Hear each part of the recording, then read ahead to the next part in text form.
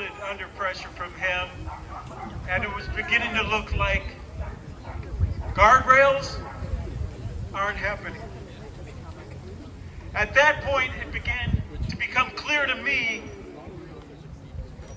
that it was going to be up to mass, nonviolent activism and participation that was going to be our best shot to restrain Trump's worst impulses. And that brings me to the second figure that's been living large in my mind. Smokey the Bear, of course.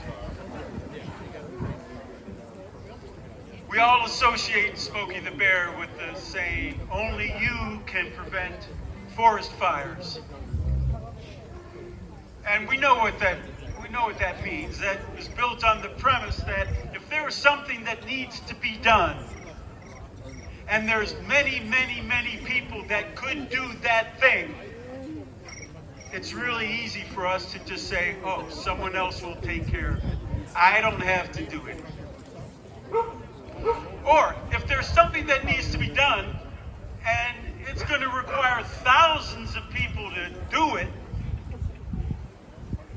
but there's 330-some million people in this country that could do it, it's easy to think somebody else will take care of it. And of course, when everyone thinks someone else will take care of it, there's a good chance it doesn't get done.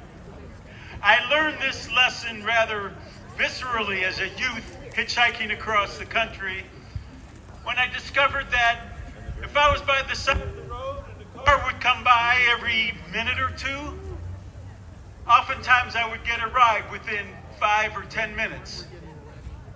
But Lord, if I was standing at an intersection with thousands of cars driving by, I could be there for hours because every single person driving by thought, "Oh, there's plenty of other people that'll pick him up." Now, I'm not an activist. I'm not an organizer. I don't see myself as a leader. I'm not particularly comfortable in that role. I'm a guy that likes to go to work, maybe works a little more than I should. And when I'm not working, I like to settle into my routine with my wife, with my dog, see my kids and my grandkids when I can. So why am I up here speaking to you now? Because only I can prevent forest fires. And to be honest with you, we're a number of months past the point of preventing forest fires. We got a goddamn forest fire going on right now. And let me tell you, there's nothing special about me because only you can prevent forest fires. Only you can prevent forest fires. It's up to all of us to put this forest fire out. Now, thanks to Indivisible,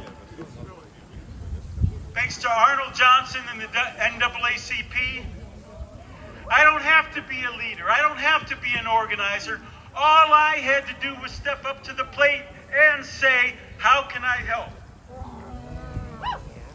All we have to do is step up and say, "How can we help?"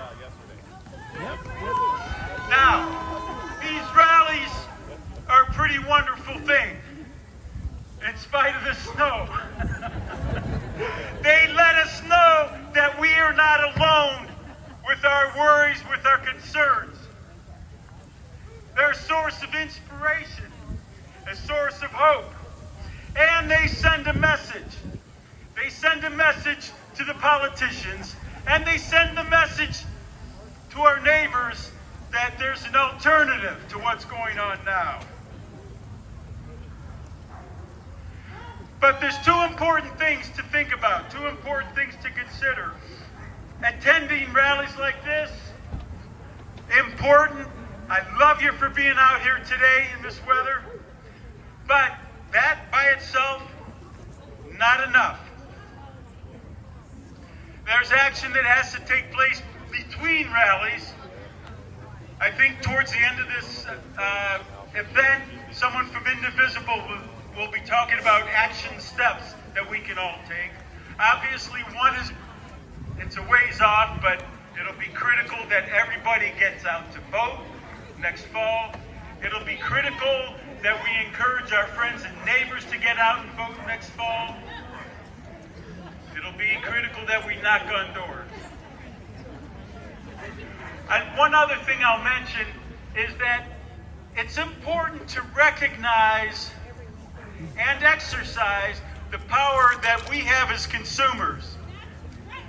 Just as one simple example, about a week and a half ago, my wife and I learned that Citizens Bank has been providing financing for one of the large companies that's involved in building the detention centers for Trump's agenda.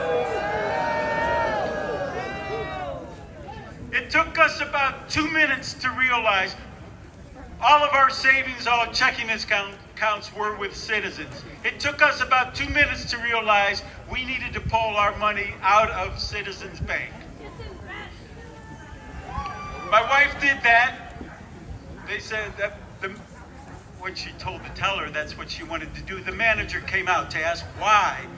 And to his credit, he was very gracious and somewhat understanding when she explained to him that we didn't want our money funding detention centers.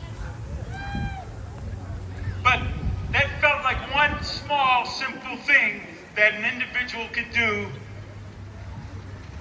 to help preserve the good things we have in this country. Now, there's a second thing to consider, and that we are only in the first few miles of what I expect will be a marathon. This will be a long haul. We're in it for the long haul. We need to be in it for the long haul. That means we need to take care of ourselves.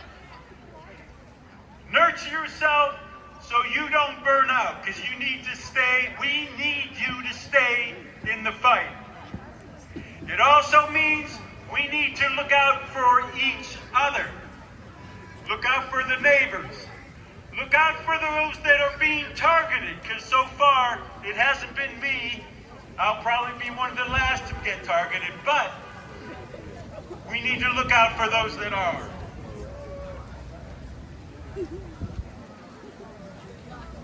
I'll mention one other, not individual, but group of individuals that have been looming large in my imagination of late and have been a real inspiration, and hopefully an inspiration for all of us, is the folks of Minneapolis, Minnesota. They've been looking out for the targeted ones. They've been looking out for each other. And that's a true inspiration. Now, in a moment, a fine local band, Credit No Credit, is going to be playing some music.